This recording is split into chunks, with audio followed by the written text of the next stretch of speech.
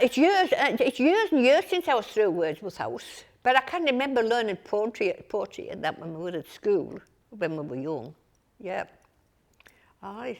No, but it's years and years since I was through, when I was a kid, I would think. But it's all changed since then, hasn't it? I like poetry, I like reading it. We always used to learn that at school, daffodils. Everybody knew that. The last owner occupier was Dr. Cleveland Ellis in 1937. And Mum had obviously come up here when the surgery was here. But in 1937 they had to get divorced, and part of the procedure was they sold his property, and they sold it to Cumberland Motor Services, who were going to make a bus station out of it. So we might have been catching buses from here, but the townspeople bought it back from the motor services and donated it to the National Trust. And it opened, I think, the 3rd of June 1939, it opened the National Trust. It was like a house that was locked up. It was never advertised like it is now. You know, it was just a building set back on the road. And we used to call it Wordsworth House and the rest of it, but going back in time, it wasn't Wordsworth House. It was only classed as Wordsworth House when the Wordsworths lived here, you know. It's probably called Lowther House, because it was owned by Sir James Lowther. But it was just part of the main street. You know, it was nothing different. What do you remember about when you came? Well, I think it was the old-fashioned furniture and things I can remember more about. But that's about it.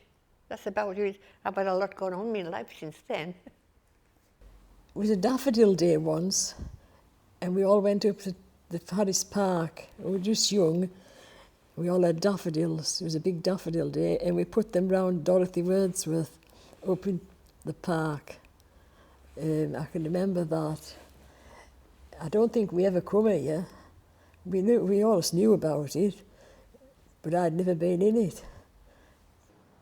There used to be a school dentist next door, where the Trout is now. They took everything over. We used to go there from school, and we used to go in to get our teeth checked from school. That, of course, was based on Harford House, as were also specialist services. For example, the consultant ophthalmic surgeon used to come out especially to examine children, speech therapist, chiropodist, maternity services. You know, they all used the clinic. It was a very busy place. And downstairs, you had to sit and wait. That was the waiting room, and you had to go in another room to get your baby weighed or your injection. Then upstairs there was the eye person to get your eyes tested, and opposite that was Mr. Gibson's dentist. But I remember prams used to be parked outside. You used to go in with your baby and get her weighed, and then it was injection time. But it was that end bit that the Trout bought off him. The front door was the first one from the lane. That was Harford House.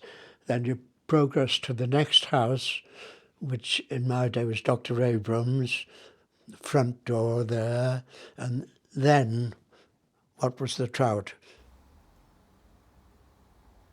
It was given to the town by the Williamson family, who were shipbuilders in Workington. I understand. I can't quote, any authority for saying that. It's all linked up to the Education Acts of the late 19th century. Some of the authorities started providing medical services, a school nurse, and that sort of thing. And by the 30s, most of the authorities were providing those services, but at that time it became mandatory for all the authorities to provide them. So that was the origin of the school health service, you might say.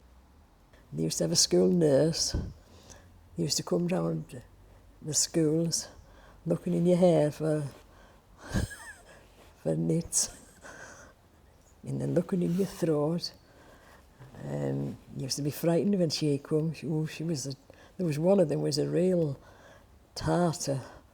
You used to be standing there. And then if you got something, you used to be down there and you'd stuff on your hair. I never had them. We never had them things. Looking in your throat, and then the dentist used to come and you used to be quaking again, opening your mouth in case you had something wrong, and then he used to send for you. Oh, I have to go to the dentist. But I remember Mr. Gibson, he was there a long time. In front of Wordsworth House, you've got the roundabout and Sullett Street. Now, when we first came to Cockermouth, there was no roundabout. Sullett Street was a little narrow lane from the main street to South Street. There was a row of cottages, you might say, on the right-hand side going up. That was a narrow road with just one-way traffic, and on the corner there was a pub. And then the houses were pulled down and the pub and the road extended, and the Wordsworth Memorial stands on where the pub was. And that you were telling me, Mary, about the workhouse. Could you Oh, that was by the Fairfield School was. It was a top of the, there's like a hill. It was on Fairfield School, and it was on top of the side of the road. And it had big hiding gates. Now, I was just a little wee girl, but my parents used to go down to workhouse gates, and they used to take bread and jam for little children. Because there was one little girl that fell in love with me. They called her Mary, same as me, and they would love to adopt her, but mother had 4 children then, you see. Well, they wouldn't let her adopt her, but my father and mother would have took her because my father loved children. Good job, like, with all that tribe. But he did. He loved everybody else's as well. He was a lovely man. He loved us kids. Even when we were married, when we went, he always gave you the kiss on cheek. You know, he was a lovely man. He loved children. Mother would be too busy looking after them, changing nappies and that.